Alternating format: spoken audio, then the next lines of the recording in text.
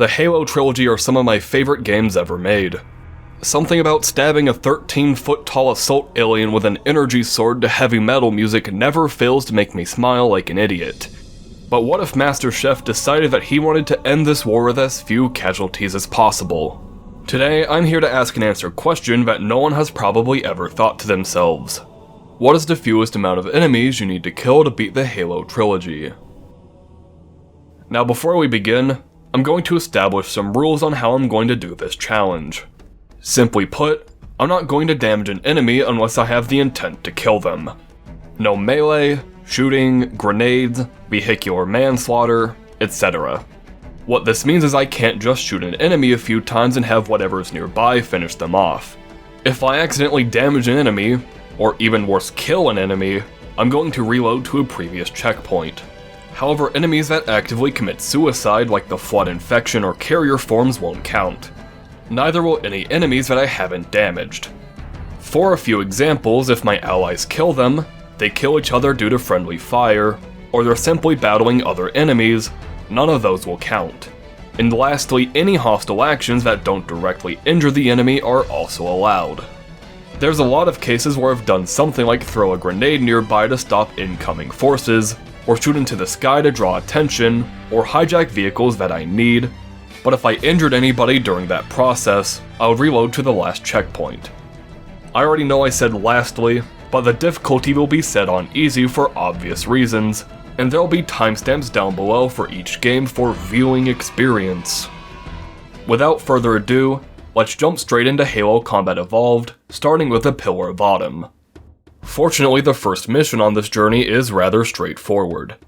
There is a room fairly early on that has 3 grunts you would normally kill, but with enough stalling the door behind them will unlock, and from that point onwards it's a straight shoot to the finish. There's no other objectives you have to wait for, and the dozens of Marines found throughout the level makes this a fairly easy start. Speaking of Marines, I'm going to go ahead and talk about them here, since every Halo game has pros and cons about your allies. For Halo Combat Evolved, the Marines found here are actually extremely good at aggressive tactics. They tend to move as a squad more, have better positioning, and their fire patterns are pretty consistent. Unfortunately though, their survivability isn't very good. Whether it be throwing a grenade at a wall and killing each other, running into enemies or positions that only assure their death, or just flat out shooting each other, there'll be lots of segments where the Marines actively kill each other, and at first it's kind of amusing. Then it gets annoying.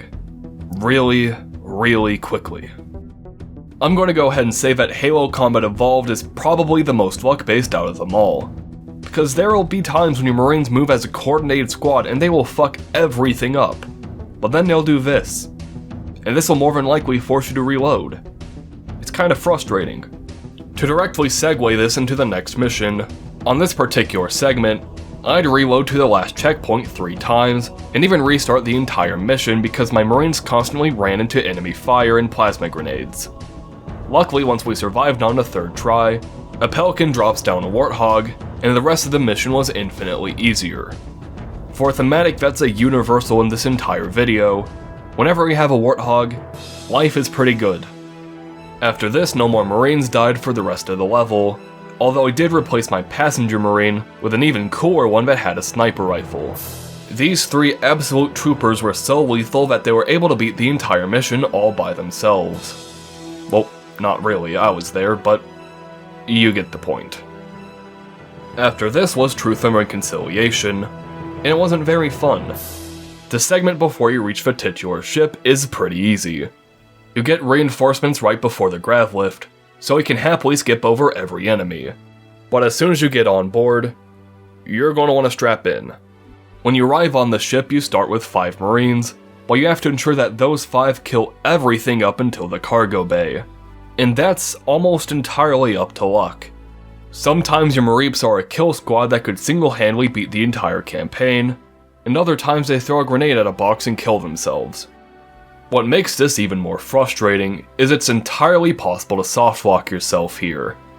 Whether it be you run out of Marines or you're just stuck in a bad position, this took lots and lots of attempts, and even an entire depressive episode, but I found the strategy that works best. On the first room of the ship, You need to assure that this invisible elite dies without any Marine casualties. You're going to need all 5 Marines to make it all the way to the cargo bay, or more specifically, the room before the cargo bay. When you actually reach the cargo bay, you need to have either 0 or 2 Marines. If you have 2 Marines, you can call in 5 reinforcements on the 2nd floor, or if you have 0 Marines, you get those reinforcements instantly. The reason why this number is so important is if you have 1 Marine, you won't have enough firepower to beat this segment. And if you have 3 or more, you won't get any reinforcements at all. And since all of your Marines are more than likely going to be incredibly low by this point, you're more than likely going to need to reset. Once your reinforcements arrive, they're able to kill through everything up to this room fairly easily, but unfortunately they stop here. And this is where you need to rescue Captain Keyes. And this wasn't fun. Here is where the mission turns from an unbearable slog to an unbearable slog with an immense amount of luck required. I can only assume that the Marines here are legally blind because they keep fucking killing Captain Keyes. The biggest threat here isn't the elites, it's not the grunts, it's not even the fucking Covenant, it's not even Halo. It's these goddamn Marines, because you're going to be seeing this a lot. This mission sucks and I hate it and I want it to die. Fortunately, the next mission is incredibly easy. There's a skip you can do near the beginning that allows you to skip through most of the mission, and although pulling this off without killing enemies took a lot of attempts, it is entirely doable, and after that is just a few precise jumps, then a mad dash to the end of the level. Up next was Assault on the Control Room, which although incredibly long, fortunately wasn't too bad. The most climactic part of this mission was the Marines having an aneurysm at the halfway point.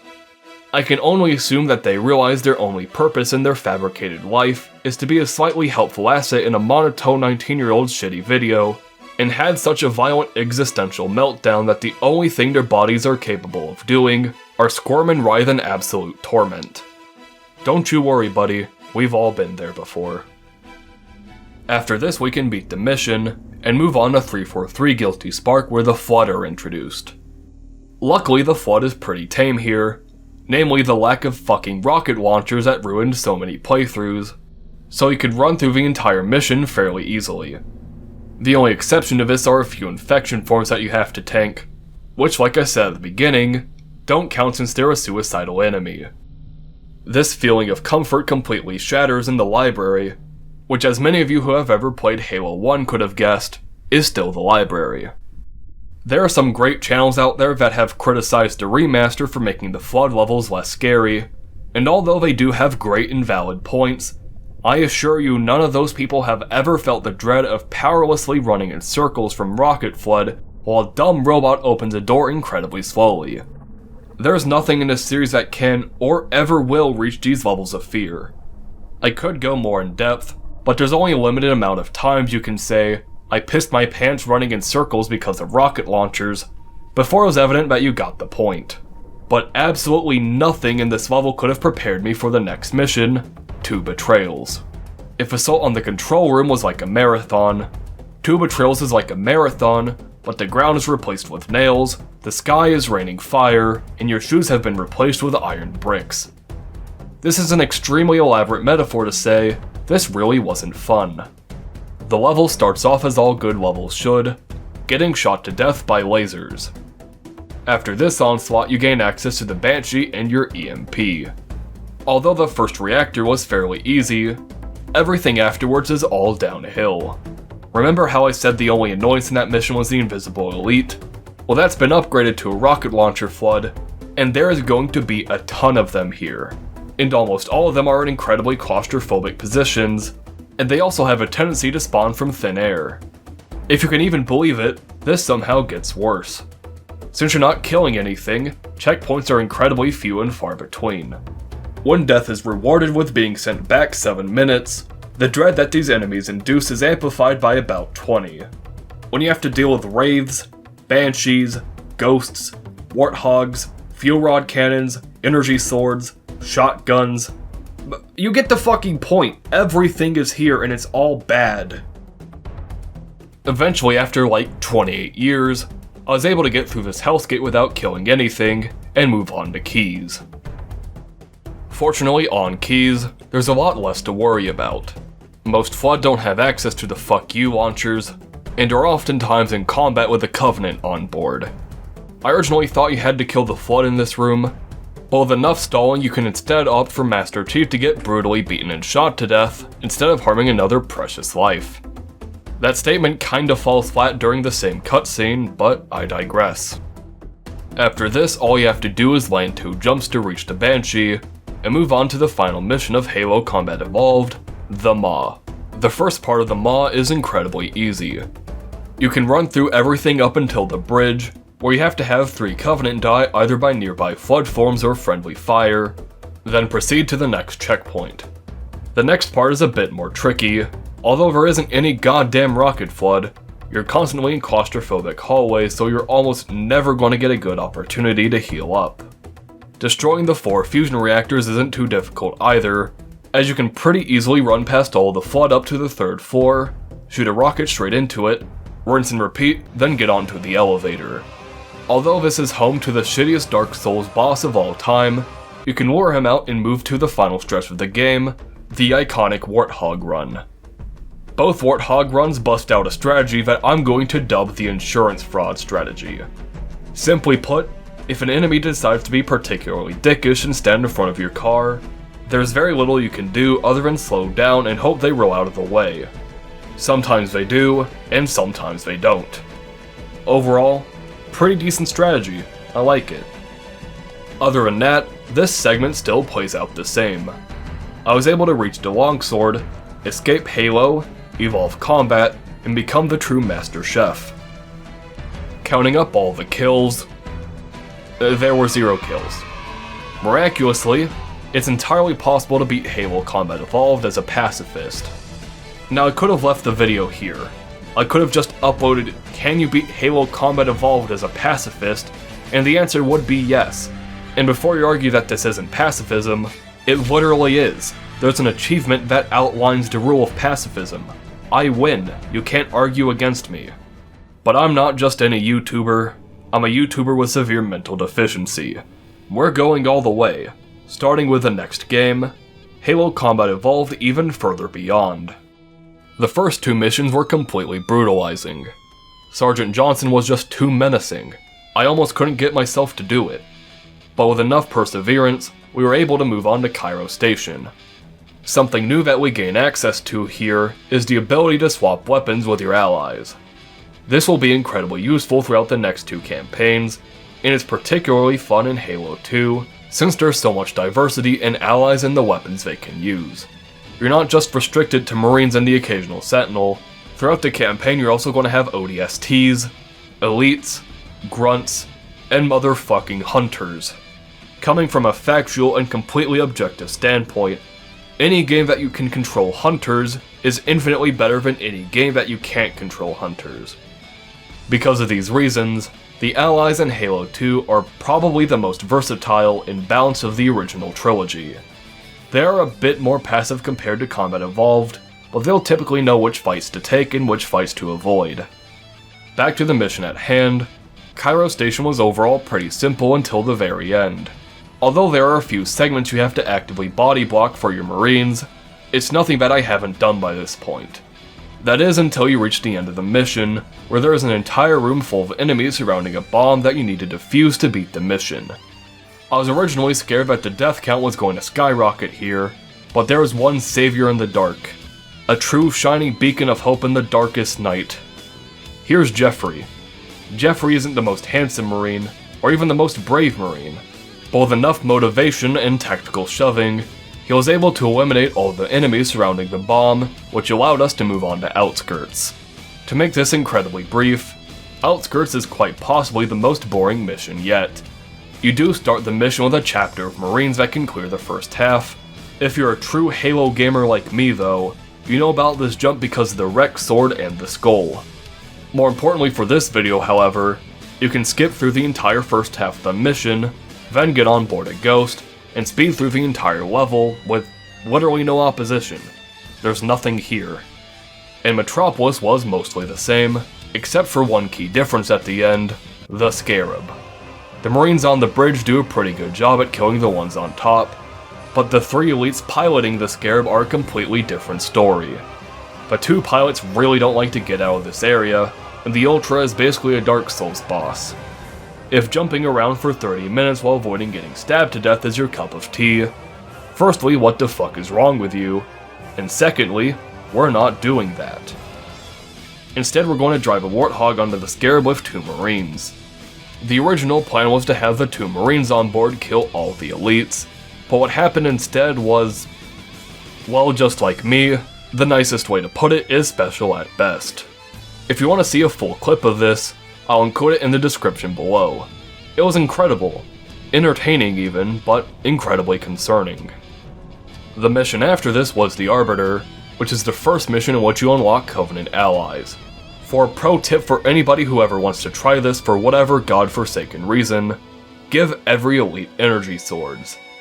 It's a complete spectacle seeing them eliminate everything in their path, until in true Halo 2 fashion, an elite phased its way out of existence to go into a pillar, which really upset my death squad, and they just wouldn't move anymore. Fantastic. I managed to make my way to the Banshee, and most of what I did here was menacingly hover over the silly guy ship, which took about 14 minutes.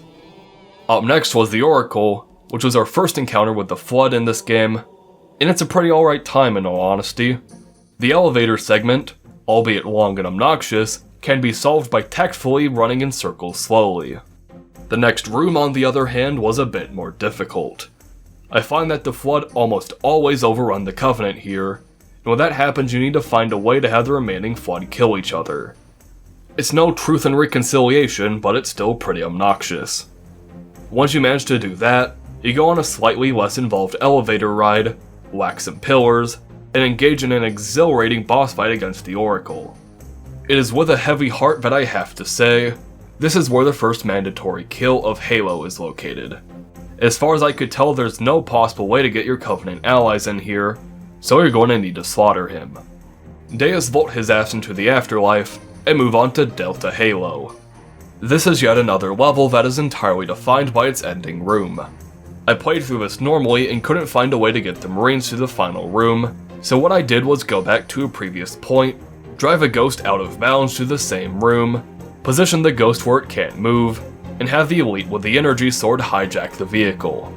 Afterwards you can jump on top of the ghost, and if you position this right, the honor guard with a plasma rifle will constantly try to fire at you, and will result in the other's death. Afterwards you just have the remaining honor guard get on the ghost, which for some spaghetti code bullshit ass reason, actually beats the level. Up next was Regret, which was incredibly difficult because you have to ensure your Marine's survival until pretty much the very end. And on this mission in particular, they are extremely passive.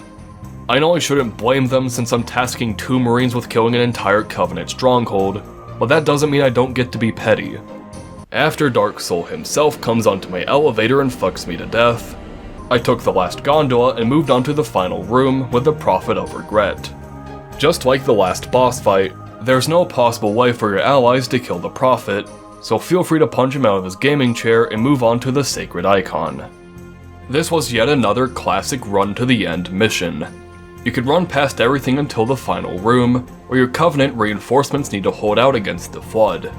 Although this was fairly time consuming, with the power of editing magic you don't have to see any of it. And I wish I could say Quarantine Zone was any different, but it was entirely the same.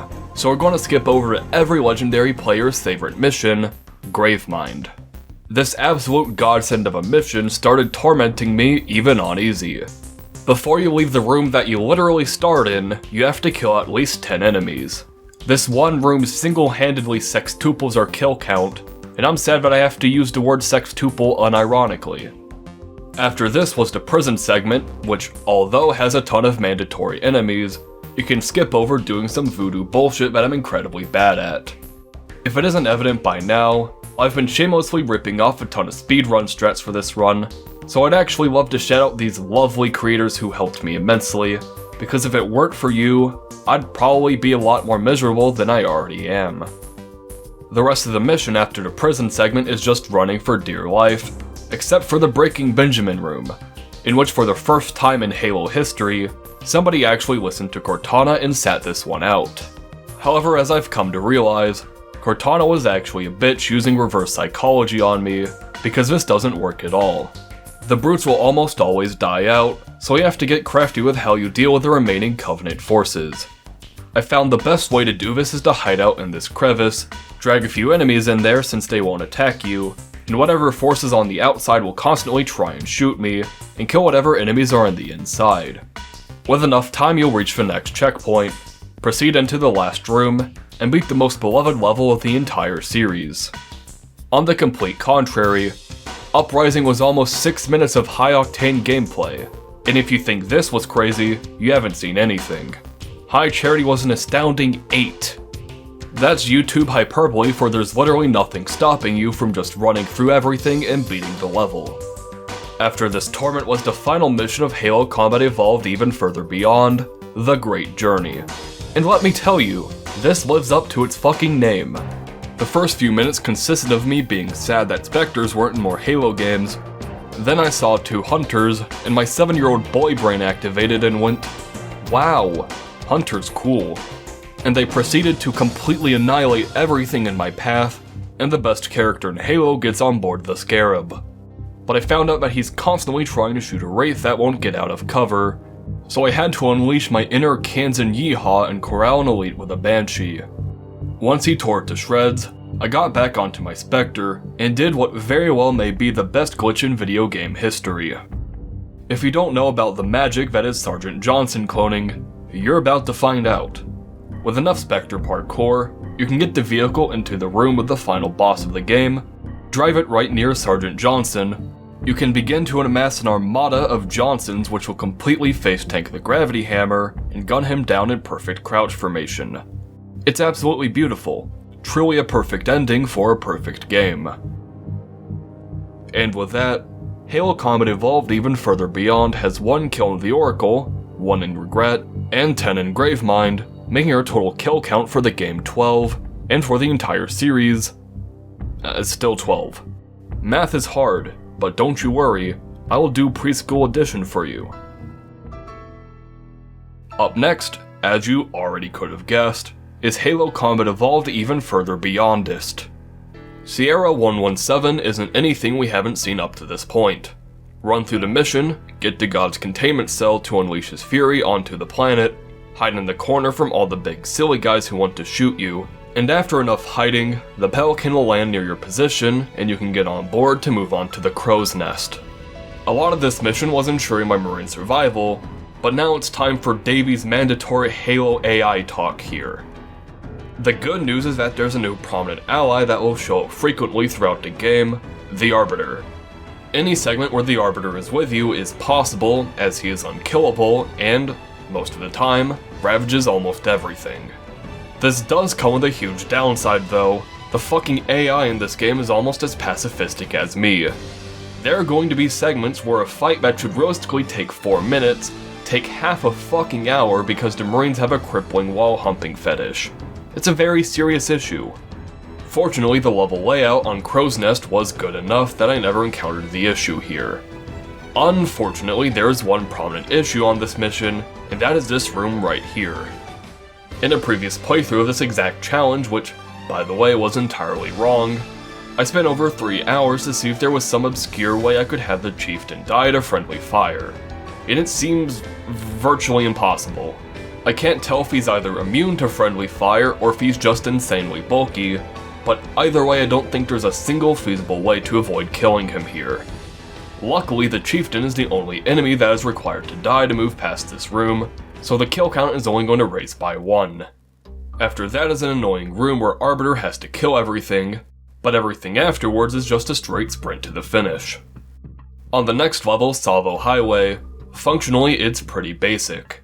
At the very end, there's a brute blockade that needs to be eliminated, so you need to make sure that some of your Marines are alongside you by the end. But there's one word in particular there that is incredibly important. If your Marines are in a Warthog gunner, or the Warthog gets knocked over at any point, prepare to spend all eternity in this exact location. So I got to this point in about 7 minutes, then the Marines killed a majority of the brute forces in 6, which is overall pretty solid, but then the brute chieftain remained. I'm not a mathematician by any means, But if they killed almost all the brutes in 6 minutes, why did it take them 14 minutes to kill one? Well, here's a pretty good reason why. They don't fucking move out of cover. What I had to do to ensure this didn't take 15 more years was use a warthog to topple over every barricade, destroy all deployable cover, then corral the chieftain with a warthog. Then, and only then, did my marines actually think it was a solid idea to kill him. This is a prime example of their complete passiveness. And what's even better, this is actually the least irritating example of it. If it isn't glaringly evident by my tone of voice, which is slightly higher than it normally is, Halo 3 has the worst AI in the entire series, and I hate them and I want them to burn. Up next was the Storm, in which we have to go on another slight tangent with the Scarab tank. Instead of having a traditional crew, the Scarabs you see in Halo 3 are instead piloted by Legolo worms, which you probably know because of hunters, so I have to have marines kill the Scarabs instead. I found that the best way to go about this is to shuffle your Warthog around into a position where they can fire straight into the core. This can be pretty inconsistent. Sometimes you'll wiggle your Warthog more than a morbidly obese middle schooler at a school dance, but then sometimes your marines will do their best Luke Skywalker impression and just win instantly. After this I had to run to the end, destroy the core of the AA gun, and for an incredibly relaxing change of pace, move on to Floodgate. That's a sentence I didn't think I'd say in my entire life, but this was just 5 minutes of ignoring everything and running past it. That relaxing change of pace didn't last very long though, with Savo Highway 2.0. Saying that out loud just made me realize I'm basically the next Eminem. This mission was, overall, pretty fucking fun actually. You gain access to a wide range of vehicles here, and a fucking legion of marines and ODSTs to outfit with various types of weaponry. There's also a Scarab fight in there too, so all in all, lots of fun and interesting ways to go through this level. Then you get to the last room. Remember how that group of 4 marines took 14 minutes to kill a chieftain? I want you to imagine that scenario, but there's like 15 different walls, you have 2 marines, and that chieftain has a legion of jetpack brutes surrounding him. There's a very good reason why this recording took 3 fucking hours, and it definitely wasn't because of the Scarab. Nothing I did was able to get the marines out of their wall orgy. It's not like I could just AFK, because if those marines died, I had to restart 3 hours of progress. This is one of the most infuriating things I've ever done in a video to date, and there may have been some optimizations I could have done, but god damn it I want to be angry, so I'm going to be angry. Fuck this room. Me and my homies hate this room. After that disaster was the Covenant, which is more of a marathon than anything else. I mean that very literally, as you won't have a vehicle until you run a certain distance. Then the UNSC remembers that pelicans exist, and you can finally get your Warthog. I had plans to drive my Warthog all the way to the elevator, but unfortunately the door has some super galactic giga barrier that Warthogs are entirely unable to enter. So I had to lure my squadron of 3 marines into the room with 50 billion grunts. Like holy shit, why is there so many fucking grunts? And once they were all massacred, I needed a volunteer. Meet Derek. Derek was the only soldier that was courageous enough to actually stay on the elevator and push forward to the top of the tower. Now I don't think this was intended, as Derek lost all movement functions in his legs, but he was still a damn good shot. Master Chef, being a proud supporter of the handicapped, pushed Derek into the front lines where he was able to gun down all of the brutes in the area. Unfortunately, Derek wasn't able to come with me to the next tower, bringing our total slaughter count to 6. Once the tower was cleared, we got onto our Warthog and the Covenant dropped not 1, but 2 Scarabs. Unfortunately, the marines on board my Gosshog were definitely no Derek or Jeffrey, and I had to knock down both Scarabs twice before being able to finish them off. Once we breached the Citadel, the mystical powers of the spacebar button allowed me to avoid all confrontation, and we get to move on to every legendary player's favorite Halo 3 mission, Cortana. I could sit down and lie to you, saying that this was just a simple race to the finish, but that would entirely ignore the fuckload of anxiety that comes from this level. When you rescue Cortana, you're not going to get any more checkpoints. You need to make it all the way from here to the beginning without dying. And when there's flood forms that can easily one-shot you, running away from them can be fucking heart-pounding. After getting trapped under a piece of debris for an uncomfortable amount of time, I ran like I never ran before, got on board the Pelican, and moved on to the final mission of the video, Halo. What a name. The first part of Halo was pretty standard. Run around in circles while Space Raptor Jesus and God killed everything for me, and then God died. God died right in front of me and I was powerless to stop it. 343 Guilty Spark wasn't just an atheist, he was an r/atheism user. And because of that, he had to atone for his transgressions via big fuck off laser. Now fortunately, or unfortunately depending on how you view this, 343 Guilty Spark doesn't canonically die here. It's pretty good since the total kill count doesn't go to 7, but fuck Guilty Spark. After getting cock-blocked because Deus Ex Machina demanded that he shouldn't die, it's time for the final part of this video, the Warthog run. Although the Flood is using the insurance fraud strategy here in full force, I was able to drive around most of them with ease, drive onto the Forward onto Dawn, and beat Halo 3 with 6 kills. Busting out my degree in preschool math, 0 plus 12 plus 6 equals 18. So to answer the question that the video title asked, you can beat the Halo trilogy with as few as 18 kills.